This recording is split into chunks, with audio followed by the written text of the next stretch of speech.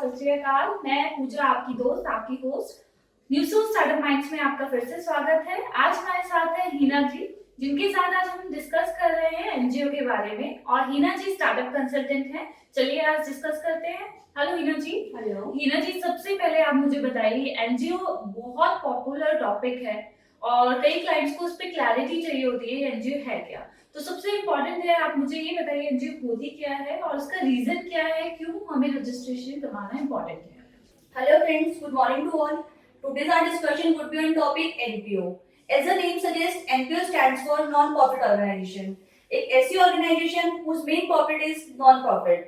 You can say whose main profit is social welfare. हम example लेंगे India का. As you all know, India is a developing country, and most of the states are in India are just like developing in state. वो proper develop नहीं हुए हैं. और उनका कहीं ना कहीं रीजन ये है कि वहाँ पे एजुकेशन नहीं है, वहाँ पे चैरिटी हम प्रॉपर नहीं कर पा रहे हैं, वहाँ पे इन्वायरमेंट प्रोटेक्शन नहीं है, और बहुत सारे एग्जांपल्स मैं ले सकती हूँ, वहाँ पे स्पोर्ट्स कोटास वगैरह नहीं है. तो इन सब को प्रमोट करने के लिए हमारे सेंट्रल गवर्नमेंट ने एक इनिशिएटिव लिया कि ऐसे ऐसे एरियाज में कुछ ऐसी ऑर्गेनाइजेशन बनाई जाए, कुछ ट्रस्ट वगैरह बनाए जाए, जो जिनका मेन पर्पज ही हो कि वो सोशल वेलफेयर कर सके और इन सब ऑब्जेक्टिव्स को प्रमोट कर सकें. तो दैट्स इट. इसी का जो मेन रीजन था एनजीओ को प्रमोट करने का, एनजीओ को एस्टेब्लिश करने का, यही था कि सेंट्रल गवर्नमेंट हर स्टेट में जाकर तो काम कर नहीं सकती है. तो उन्होंने कुछ ऑर्गेनाइजेशन ऐसे बना दी जो कि सेंट्रल गवर्नमेंट के भी ऑब्जेक्टिव को फुलफिल करे और उनका भी सोशल वेलफेयर हो जाए. जैसे हीना जी, अभी आपने एक एनपीओ डिस्कस किया, नॉन प्रॉफिट ऑर्गेनाइजेशन. हम लोगों ने कई बार प्रॉफिट ऑर्गेनाइजेशन भी सुनी है, तो non profit and profit organisation में एक्चुअल में डिफरेंस क्या है? सी एज वी डिस्कस कि इंडिया में दो तरह की ऑर्गेनाइजेशन होती है. First one is profit motive organisation, second one is non profit motive organisation. Profit motive organisation एक ऐसी ऑर्गेनाइजेशन होती है whose main motive is to earn profit and to do business. And non profit organisation एक ऐसी organisation है जिसका motive profit motive ना होकर सोशल वेलफेयर करना है, चैरिटी करना है, एजुकेशन प्रमोट करना है और सिंपल लैंग्वेज में बोले तो जनता का सुधार करना है. ठीक है. तो हमारे पास एक कंपनीज एक्ट 2013 है. उसमें बहुत सारी ऐसी ऑर्गेनाइजेशन, बहुत सारी ऐसी एंटिटीज हमने फॉर्म की हैं. The first one is private and public company, जो कि ऐसी कंपनीज हम फॉर्म करते हैं जिसका मेन ऑब्जेक्टिव ही होता है बिजनेस करना. और एक ऐसा सेक्शन 8 कंपनी है. Section 8 as per the companies act 2013, उसका मेन पर्पस है सोशल वेलफेयर करना. तो कंपनीज एक्ट ने खुद डाइवर्सिफाई कर दिया कि प्रॉफिट मोटिव क्या होता है, नॉन प्रॉफिट मोटिव क्या होता है. एंड सेकंड एंड बेस्ट जो इसमें डिफरेंस है दोनों में, प्रॉफिट मोटिव में और नॉन प्रॉफिट मोटिव में, वो ये है कि जो भी बिजनेस होता है, अब बिजनेस से आप प्रॉफिट तो अर्न करोगे ही, बिजनेस से प्रॉफिट तो अर्न हो गई, जो भी प्रॉफिट अर्न होगा वो उसके मेंबर्स में हम डिस्ट्रीब्यूट करेंगे. तो ये मेन ऑब्जेक्टिव हो जाता है प्रॉफिट मोटिव ऑर्गेनाइजेशन का. बट इन नॉन प्रॉफिट ऑर्गेनाइजेशन में ऐसा कुछ नहीं होता. जो भी इनकम्स हम जनरेट करेंगे नॉन प्रॉफिट ऑर्गेनाइजेशन से, वो इनकम यूज होगी to promote the objective of that non profit organisation. जैसे हीना जी, आपने वर्ड यूज किया ऑर्गेनाइजेशन, ठीक है. आप मुझे ये बताइए, जैसे एनजीओ है, ठीक है, अब एनजीओ में भी कुछ मतलब टाइप्स ऑफ ऑर्गेनाइजेशन डिफाइन है हमारे. सी, अगर मैं टाइप्स ऑफ ऑर्गेनाइजेशन की बात करूं तो there are 3 types of organisation जो कि एनजीओ के फॉर्म में रजिस्टर्ड हो सकती हैं. The first one is trust, the second one is society and the third one is section 8 as per the companies act 2013. तो it depends on the purpose of the person कि person का purpose क्या है. अगर उसका और जो भी पर्पस होगा उसके अकॉर्डिंगली वो चूज करे कि उसे ट्रस्ट रजिस्टर्ड करवानी है, उसे सोसाइटी रजिस्टर्ड करवानी है, उसे सेक्शन 8 रजिस्टर्ड करवानी है. हीना जी, अभी आपने हमें टाइप्स ऑफ ऑर्गेनाइजेशन बताया, right? Society, trust and section 8. सो आप थोड़ा सा हमारे व्यूअर्स को ब्रीफ करेंगे, सोसाइटी, ट्रस्ट एंड सेक्शन 8 है क्या?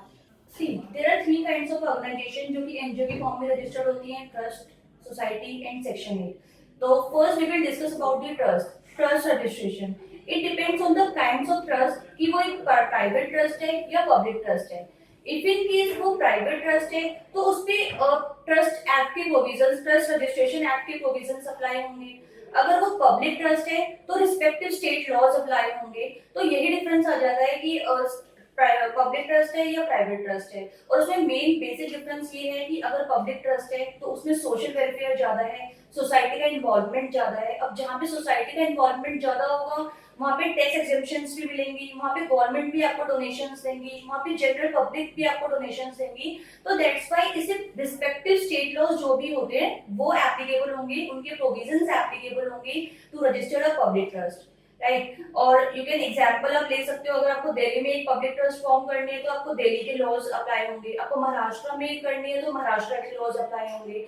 तो एज सच यही है ट्रस्ट की, पब्लिक ट्रस्ट है या प्राइवेट ट्रस्ट है। प्राइवेट ट्रस्ट में कुछ नहीं है, प्राइवेट ट्रस्ट इज जनरली कि जो भी लॉज लिखे हुए हैं as per the provision of Indian trust act 1882 उसके सारे प्रोविजन अप्लाई होंगे as a private trust. And और हम बात करते हैं सोसाइटी की, तो सोसाइटी में जो प्रोविजंस एप्लीकेबल होते हैं वो इंडियन सोसाइटी रजिस्ट्रेशन एक्ट 1860 के अकॉर्डिंग होंगे, कि जो भी सोसाइटी रजिस्ट्रेशन एक्ट बोलता है उसी के अकॉर्डिंगली सोसाइटी काम करेगी, उसी के अकॉर्डिंग सोसाइटी के ऑब्जेक्ट्स होने चाहिए। और हमारे लॉ में कुछ ऐसे ऑब्जेक्ट्स भी गिवन है जो कि एक सोसाइटी को फॉर्म करने के लिए बहुत इंपॉर्टेंट है। फॉर एन एग्जांपल इसमें हमें साइंस प्रमोशन हो गया, आर्ट्स प्रमोशन हो गया और लिटरेचर प्रमोशन हो गया। और द बेस्ट एग्जांपल की हमें लाइब्रेरीज अगर हमें एस्टेब्लिश करनी है तो हम सोसाइटी एक्ट में जाएंगे। अगर हमें जो भी मिलिट्री ऑर्फन फंड एस्टेब्लिश करना है तब हम सोसाइटी एक्ट में जाएंगे। और इसमें बहुत सारे एग्जांपल है, एजुकेशन को प्रमोट करना है, स्पोर्ट्स को प्रमोट करना है, तो हम इसके लिए सोसाइटी में ही जाएंगे। And the third one is section 8 company, as we already know section 8 of companies act 2013। तो जो भी बेनिफिट्स, जो भी इंसेंटिव्स, जो भी यू कैन से एडवांटेजेस जो एक प्राइवेट कंपनी को और पब्लिक कंपनी को मिलते हैं उसके साथ साथ वो सारे एडवांटेजेस हमें एक सेक्शन 8 कंपनी को भी मिलेंगे।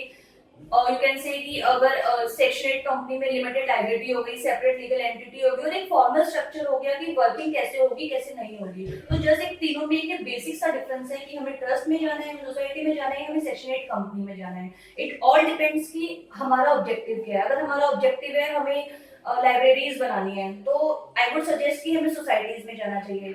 हमारा ऑब्जेक्टिव है हमें धर्मशालाएं बनानी है जनरल पब्लिक के लिए तो हमें जाना चाहिए सोसाइटी में। And if our objective is just like कि हमें साईं धाम बनाना है, वैष्णो देवी धाम बनाना है तो हमें ट्रस्ट रजिस्ट्रेशन में जाना चाहिए। और इसके साथ साथ सेक्शन 8 कंपनीज जनरल उसका मेन ऑब्जेक्टिव भी सोशल वेलफेयर है। तो इसमें हम साइंस, आर्ट्स, कॉमर्स, एजुकेशन वो सभी चीजें ला सकते हैं जो एक नॉर्मली हम सोशल में सोसाइटी में वेलफेयर के लिए सोचते हैं। तो हिना जी ये हुई सोसाइटी, ट्रस्ट और सेक्शन 8 का डिफरेंस कि कैसे कैसे क्या क्या रजिस्ट्रेशन किस में फॉल करता है। Yes. बट अगर मैं आगे जाती हूँ रजिस्ट्रेशन के लिए, मैं थोड़ा सा कंफ्यूज हूँ हाँ। कि मुझे कौन सा करवाना चाहिए, तो आपको सजेशन देना चाहेंगे हमारे व्यूअर्स को इनमें से बेटर कौन सा है? देखो मैं बेटर की बात नहीं कहूंगी, अगर पार्लियामेंट ने लॉ बनाया तो कुछ सोच समझ कर ही बनाया होगा कि हमारा सोसाइटी रजिस्ट्रेशन एक्ट बनाया है, ट्रस्ट एक्ट बनाया है, इंडियन कंपनीज एक्ट बनाया है। तो सबके अपने अपने डिसएडवांटेजेस होते हैं और सबके अपने अपने एडवांटेजेस होते हैं। तो मैं आपको ये तो प्रेफर नहीं करूंगी कि आप इसमें जाओ, उसमें जाओ या इसमें जाओ। बट द बेस्ट थिंग कि मैं ये बोलूंगी आपका पर्पस क्या है। एज मैंने पहले आंसर में आपको बताया कि अगर आपको धर्मशालाएं बनानी है तो आई वुड सजेस्ट कि आप सोसाइटी रजिस्ट्रेशन में जाओ। और इफ इन केस आपको मैं एग्जांपल देती हूँ बीइंग ह्यूमन का, जो कि सलमान सर की बहुत बड़ी एक ऐसी ऑर्गेनाइजेशन है जो ट्रस्ट की फॉर्म में रजिस्टर्ड है। अब उसका मेन ऑब्जेक्टिव क्या है? To do charity. अगर हमें चैरिटी करना है वो किसी भी वे में हो सकती है, तो आई वुड सजेस्ट कि हम ट्रस्ट की फॉर्म में जाएं। तो it all depends on our purpose कि हमारा पर्पस क्या है, उसी के अकॉर्डिंग हम मॉडल चूज करेंगे कि कौन सा मॉडल हमारे पर्पस को सूट कर रहा है। जैसे हिना जी अभी आपने बताया सोसाइटी, ट्रस्ट और आपका सेक्शन 8, इनके अलग अलग ऑब्जेक्टिव्स के अकॉर्डिंग अलग अलग हमें रजिस्ट्रेशन कराना चाहिए, राइट? जी। तो अगर मैं रजिस्ट्रेशन चूज भी करती हूँ तो मुझे स्टार्टिंग में कितने मेंबर्स की नीड होती है रजिस्ट्रेशन के लिए और क्या डॉक्यूमेंटेशन चाहिए मुझे? सी अगर मैं बात करती हूँ मेंबर्स की या फिर डॉक्यूमेंटेशन की, तो मेंबर्स एज सच जो हमारी सेक्शन 8 कंपनी है उसमें हमें जनरली 2 मेंबर्स चाहिए to form an section 8 company. और अगर मैं बात करती हूँ ट्रस्ट की, देन मुझे ट्रस्ट में भी 2 ही मेंबर्स चाहिए। Like first one is settler, the second one is trustee. और हमें कुछ विटनेस भी चाहिए कि ट्रस्ट रजिस्टर्ड हो जाए। और सोसाइटी की बात करें तो हमें मिनिमम 7 नंबर ऑफ मेंबर्स चाहिए सोसाइटी को रजिस्टर्ड करने के लिए। तो अगर हम डॉक्यूमेंटेशन की बात करते हैं मैम, तो क्या होता है ट्रस्ट एक्ट में there should be a trust property, कि एक ऐसी प्रॉपर्टी होनी चाहिए जिसपे हम ट्रस्ट डीड बना सकें और जिसपे हम ट्रस्ट क्रिएट कर सकें। For an example Vaishno Devi धाम, जहाँ पे वैष्णो देवी धाम बना हुआ है वो एक प्रॉपर्टी है। प्रॉपर्टी सेंस में कि उस प्रॉपर्टी का कोई ना कोई मालिक होगा और उस प्रॉपर्टी का कोई ना कोई केयर टेकर होगा और उस प्रॉपर्टी का जो इंजॉयमेंट कर रहे हैं, जो वेलफेयर हो रहा है वो जनरल पब्लिक के लिए हो रहा है। तो इसमें हमें एक ऑथर हो गया जिसकी वो प्रॉपर्टी है, उसको हम सेटलर भी बोलेंगे, एक ट्रस्टी हो गया जो उस प्रॉपर्टी की केयर टेकर कर रहा है, और जनरल पब्लिक नॉर्मली होगी जो उस प्रॉपर्टी का बेनिफिट्स ले रहे हैं, एंजॉयमेंट कर रहे हैं। तो जनरली 2 मेंबर्स हमें चाहिए होते हैं ट्रस्ट में। अगर मैं बात करती हूँ सोसाइटी में, तो मैंने बोला 7 मेंबर्स की रिक्वायरमेंट है। 7 मेंबर्स इसलिए कि सोसाइटी का जो एम होता है वो बहुत बड़ा हो जाता है और जनरल पब्लिक के लिए होता है। फॉर एन एग्जाम्पल हमें लाइब्रेरीज बनानी है, लाइब्रेरीज बनाएंगे तो ऑब्वियसली जो भी वहाँ के स्टूडेंट्स होंगे वो वहाँ पे आके पढ़ेंगे, ठीक है, अपना होमवर्क वगैरह करेंगे एंड जो भी है सेल्फ स्टडी एंड ऑल करेंगे। तो उसका जो बेसिक पर्पस होता है कि जो भी जनरल पब्लिक है, जनरल पब्लिक के जितने भी बच्चे हैं वो वहां पर आके पढ़ें और अपना जो भी उनका मोटिव है उसको फुलफिल करें। तो इसीलिए सोसाइटी में जो थोड़ा एम है वो जनरल पब्लिक से ज्यादा होता है। तो दैट्स वाई इसमें 7 मेंबर्स की रिक्वायरमेंट होती है और उसमें कुछ ऐसे डॉक्यूमेंटेशन चाहिए होते हैं कि हमें कुछ मेमोरेंडम्स या फिर बायलॉज बनाने होते हैं सोसाइटी में, और इसमें हमें कुछ रूल्स एंड रेगुलेशंस बनाने होते हैं। अब जो 7 मेंबर्स हैं उनकी हमें केवाईसी चाहिए, लाइक उनका पैन हो गया, आधार हो गया, और जिस भी जगह पे हमारी सोसाइटीज ओपन हो रही हैं और यू कैन से लाइब्रेरीज बन रही है, फंड्स वगैरह क्रिएट हो रहे हैं, तो उस प्रॉपर्टी का हमें रजिस्टर्ड एड्रेस प्रूफ चाहिए। और यू कैन सी कि जो 7 मेंबर्स है उन सबकी फोटोग्राफ चाहिए कि वो 7 मेंबर्स एग्जिस्टेंस में है या नहीं है, एलिजिबल है भी या नहीं भी कि सोसाइटीज को फॉर्म करने के लिए। तो जस्ट ये थोड़ी बहुत डॉक्यूमेंटेशन हमें सोसाइटी में चाहिए और कुछ डॉक्यूमेंटेशन हमें ट्रस्ट में चाहिए। बट अगर मैं बात करती हूँ सेक्शन 8 कंपनी में, तो वो थोड़ा डिफरेंट हो जाता है। हमें दोनों मेंबर से केवाईसी चाहिए, हमें मेमोरेंडम बनाएंगे, आर्टिकल बनाएंगे, उसके साथ साथ हमें एक सेंट्रल गवर्नमेंट का अप्रूवल भी चाहिए जो सिर्फ हमें जो हमें सेक्शन 8 कंपनी में लेना होता है रादर देन सोसाइटी और ट्रस्ट। क्योंकि सोसाइटी और ट्रस्ट में सेंट्रल गवर्नमेंट है वो इंटरफेयर नहीं करेगा, बिकॉज सोसाइटी और ट्रस्ट जो भी होते हैं वो स्टेट लॉज है, राइट, उसमें इतना इंटरफेरेंस नहीं होता, वो जनरल पब्लिक के लिए है। लेकिन कहीं ना कहीं सेक्शन 8 में इंटरफेरेंस आ जाता है सेंट्रल गवर्नमेंट का। तो दैट्स व्हाई सेंट्रल गवर्नमेंट हमें अप्रूवल देती है कि हमारा ऑब्जेक्टिव सोशल वेलफेयर है भी या नहीं भी। अगर हमारा ऑब्जेक्टिव सोशल वेलफेयर है जब तो सेंट्रल गवर्नमेंट हमें अप्रूवल दे देगी, अदरवाइज वो लाइसेंस जो भी है वो रिवोक भी कर सकती है। फॉर एन एग्जाम्पल मेरा एजुकेशन था ऑब्जेक्टिव, मैंने ये बोलकर सेंट्रल गवर्नमेंट से लाइसेंस ले लिया कि सर मैं एजुकेशन प्रमोट करूंगी, आप मुझे लाइसेंस प्रोवाइड करो। सेंट्रल गवर्नमेंट ने हमें लाइसेंस भी दे दिया, बट बाद में जाकर मैं एजुकेशन प्रमोट ना करके मैं कुछ ऐसा काम कर रही हूँ जिससे कि मुझे प्रॉफिट हो रहा है। और सेंट्रल गवर्नमेंट की नजरों में अगर ये पॉइंट आ जाता है तो सेंट्रल गवर्नमेंट जब ही हाथों हाथ वो लाइसेंस रिवोक कर देगी और हमारी कंपनी को बंद कर सकती है, कैंसिल कर सकती है विदाउट एनी इंटीमेशन। तो ये एक पॉइंट आता है सेक्शन 8 कंपनी में। जैसे कि हीना जी एनजीओ आपने वर्ड यूज किया और उसमें जो मेन पॉइंट निकल के आए हैं, एक तो नॉन प्रॉफिटेबल ऑर्गेनाइजेशन और एक वेलफेयर रिलेटेड, राइट। तो एनजीओ के इसके अलावा भी कुछ बेनिफिट्स हैं? सी अगर मैं हम बेनिफिट्स की बात करें तो ऑब्वियसली एक एनजीओ में बनाऊंगी या फिर कोई भी पर्सन एक एनजीओ रजिस्टर करवाएगा तो उसका मेन पर्पस तो यही होगा कि सोशल वेलफेयर, लेकिन वो कहीं ना कहीं अपना बेनिफिट भी देखेगा कि मैं सोशल वेलफेयर क्यों करूं, मुझे कहीं से सपोर्ट नहीं मिलेगा, मुझे गवर्नमेंट सपोर्ट नहीं करेगी, मुझे सोसाइटी सपोर्ट नहीं करेगी, तो मैं सोशल वेलफेयर क्यों करूं। तो कहीं ना कहीं इसके ऑब्जेक्टिव्स होते हैं। चलो हम एक मैं अपना पॉइंट ऑफ व्यू नहीं देखती हूँ, तो मैं अगर सोसाइटी के वेलफेयर की जगह बात करूँ तो मैं अगर एजुकेशन प्रमोट करूंगी तो मेरा लिटरेसी रेट बढ़ेगा, ठीक है, और अगर मैं इन्वायरमेंट को प्रोटेक्ट करूंगी तो वहाँ पे मेडिकल इश्यूज बहुत कम होंगे, साफ सफाई ज्यादा होगी जैसे एक एनसीडी करती है, तो इसमें हम ये लेकर आ सकते हैं। और अगर मैंने एक एनजीओ बनाई तो एनजीओ में मेरा एक फॉर्मल स्ट्रक्चर हो गया, मेरी एक सेपरेट लीगल एंटिटी हो गई जो कि एक सेक्शन 8 कंपनी में ट्रस्ट सोसाइटी सब में हो जाती है। मुझे एक तरीका पता चल गया कि काम कैसे करना है, और हाँ अगर मुझे तरीका पता नहीं भी चल रहा तो मैं प्रोफेशनल्स की हेल्प ले सकती हूँ कि सर मेरी सोसाइटी है, मेरा ऑब्जेक्टिव ये है, लेकिन मुझे समझ में नहीं आ रहा कि मैं उस ऑब्जेक्टिव को फुलफिल कैसे करूं। तो हमारे पास बहुत सारे प्रोफेशनल्स है like chartered accountants, company secretaries, lawyers, जो भी हैं वो अपना जो भी इन्वॉल्वमेंट देंगे और उसके साथ जो भी ऑब्जेक्टिव होगा सोसाइटी ट्रस्ट सेक्शन 8 का वो फुलफिल हो जाएगा। तो इसमें बस ये ऑब्जेक्टिव हो जाता है। और साथ ही साथ जब मेन ऑब्जेक्टिव क्या होता है, कि ऑब्वियसली अगर मैं इनकम भी जनरेट कर रही हूँ ना, तो मैं टैक्स दूंगी या नहीं दूंगी। अगर मैं कुछ डोनेट भी कर रही हूँ तो मुझे टैक्स देना पड़ेगा या नहीं देना पड़ेगा।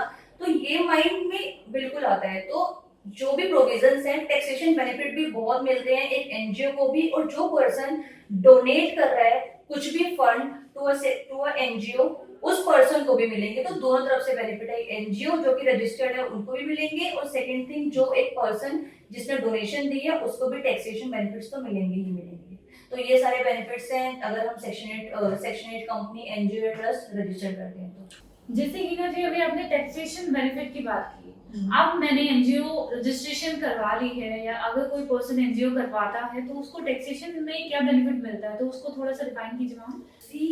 अगर मैं बेनिफिट्स की बात करूं, as per the provision of income tax act 1961 there are two concept as per the section 12AA and as per the section 80G। तो दो सेक्शंस हैं जो कि बहुत इंपॉर्टेंट सेक्शंस हैं। हमारे बहुत व्यूअर्स की इसमें क्वेरीज रहते हैं कि 12AA सेक्शन क्या है, 80G सेक्शन क्या है। तो चलो हम आज इस पे डिस्कस करते हैं कि ये होते क्या है। तो फर्स्ट थिंग इज कि हमारी जो ऑर्गेनाइजेशन है वो रजिस्टर्ड होनी चाहिए as per the act, society registration act, trust act and section 8 as per the companies act. इसके साथ साथ जो ये एनजीओ रजिस्टर्ड है as per the respective act, इनको रजिस्ट्रेशन करवाना पड़ेगा इनकम टैक्स एक्ट में भी, इनकम टैक्स एक्ट के सेक्शन 12AA में और सेक्शन 80G में। चलो अब बताते हैं सेक्शन 12AA होता क्या है। अगर मेरी एक ऑर्गेनाइजेशन सेक्शन 12AA में रजिस्टर्ड हो जाती है, जो कि सेक्शन 12 में as per the income tax act है, तो क्या बोला जाएगा, मेरी जो ऑर्गेनाइजेशन है उसको एक एग्जेम्पशन सर्टिफिकेट मिल गया। एग्जेम्पशन सर्टिफिकेट मतलब मेरी ऑर्गेनाइजेशन की जितनी भी इनकम होगी, जो भी टैक्सेबल इनकम है, उसे एग्जेम्प्ट कर देगी गवर्नमेंट। तो ये मेरी ऑर्गेनाइजेशन के लिए बहुत बड़ा बेनिफिट है कि मेरी ऑर्गेनाइजेशन कि सारी इनकम एग्जेम्प्ट कर रही है गवर्नमेंट, तो ऑब्वियसली मैं सेक्शन 12AA में जाकर रजिस्ट्रेशन लूंगी। इसके साथ साथ अब बात करते हैं 80G की। 80G में रजिस्ट्रेशन लेना क्यों जरूरी है? जब हमारा 12AA से हमारा जो मोटिव है वो फुलफिल हो गया कि मेरी एनजीओ की जो इनकम है वो एग्जेम्प्ट हो गई, तो मैं 80G में क्यों लूंगी रजिस्ट्रेशन? बट हाँ, 80G में रजिस्ट्रेशन लेना है जस्ट फॉर द डोनर। अगर हमारी एनजीओ रजिस्टर्ड है 80G में भी, तो जो भी डोनर अगर कुछ भी अमाउंट, कुछ भी फंड्स डोनेट करता है टू एन एनजीओ, देन उसकी भी जो इनकम है वो भी एग्जेम्प्ट हो जाएगी। तो जो बेनिफिट्स है वो दोनों तरफ से आएगा, 12AA से भी और 80G से भी। 12AA में हमारी जो इनकम एग्जेम्प्ट हो रही है वो हमारी इनकम हो रही है एनजीओ की एग्जेम्प्ट। अगर मैं बात करती हूँ 80G की, तो 80G में जो हमारी इनकम एग्जेम्प्ट हो रही है वो एग्जेम्प्ट हो रही है डोनर की। तो बेनिफिट्स दोनों तरफ से हो गए हैं। और अगर मैं बात करूं कि डोनर कौन होने चाहिए, डोनर की कितनी इनकम एग्जेम्प्ट होंगी, डोनर का डोनर कौन होना चाहिए, चलो हम ये बात करते हैं डोनर कौन होने चाहिए। तो donor will be a person first कि वो इंडियन रेजिडेंट होना चाहिए, उसकी इनकम टैक्सेबल होनी चाहिए इंडिया में। सेकंड वन इज, अगर क्वेश्चन रेज होता है क्या जो फॉरेन पर्सन है या फिर जो एनआरआई है, क्या उनकी नहीं हो पाएगी इनकम एग्जेम्प्टेड? तो हम बात करते हैं, अगर एनआरआई है वो इंडियन पासपोर्ट होल्ड कर रहा है और उसकी इनकम इंडिया में टैक्सेबल हो रही है उस पर्टिकुलर फाइनेंशियल ईयर में, देन उस पर्टिकुलर फाइनेंशियल ईयर में जो भी इनकम उसकी टैक्सेबल है वो एग्जेम्प्ट हो जाएगी अगर उसने कुछ भी पैसा, कुछ भी amount as an funds donate किया है to an NGO. And second thing, अगर मैंने डोनेट किया है 40 lakh rupees to an NGO, then क्या मेरा 40 लाख का 40 लाख एग्जेम्प्ट होगा? ऐसा नहीं है। वो जो लिमिट्स है, जो क्वालिफाइड लिमिट्स है, डिपेंड करेगी as per the provision of income tax act की इनकम टैक्स एक्ट के अकॉर्डिंग हम कितनी कैलकुलेशन करेंगे कितनी नहीं। अगर हमारी कैलकुलेशन 40 लाख आती है, 40 लाख में से मतलब 10 लाख 20 लाख जितना भी होगा एज पर द लिमिट वो उतना होगा exempted. The third thing is कि प्रूफ ऑफ पेमेंट क्या है। अगर एज एन डोनर मैंने एनजीओ को रजिस्टर्ड एनजीओ जो कि सेक्शन 8 और 12AA दोनों में रजिस्टर्ड है, 12AA और 80G दोनों में रजिस्टर्ड है, उसको मैंने पेमेंट किया है, एज एन डोनेट किया है कुछ भी amount just for the social welfare और चैरिटी, तो मेरे पास प्रूफ ऑफ पेमेंट किया है, तो एनजीओ हमें एक एज अ रिसिप्ट या फिर एक्नॉलेजमेंट रिसिप्ट कुछ भी प्रोवाइड करेगी कि हाँ इस पर्सन ने हमें इतना पैसा डोनेट किया है वो चैरिटी के लिए, सोशल वेलफेयर के लिए, तो हमें वो जो रिसिप्ट है या फिर एक्नॉलेजमेंट रिसिप्ट है, एक्नॉलेजमेंट है, उसे as an proof of payment रखना पड़ेगा, जो कि हम शो करेंगे बाद में इनकम टैक्स डिपार्टमेंट को, just to get an exemption. Thank you Hina ji अपना टाइम निकालने के लिए। Thank तो व्यूअर्स, आज का जो टॉपिक था हमारा एनजीओ का, उसमें आपने समझा एनजीओ होती क्या है और टाइप्स ऑफ एनजीओ क्या है, इनकम टैक्स में टैक्सेशन बेनिफिट क्या है। सो व्यूअर्स, आपकी कोई भी क्वेरी या कोई भी डाउट्स है, नीचे दिए मेल आईडी या कॉन्टेक्ट नंबर पे आप व्हाट्सएप या कॉल कर सकते हैं। किसी भी बिजनेस की शुरुआत सिर्फ न्यूज़ सोर्स के साथ। Thank you.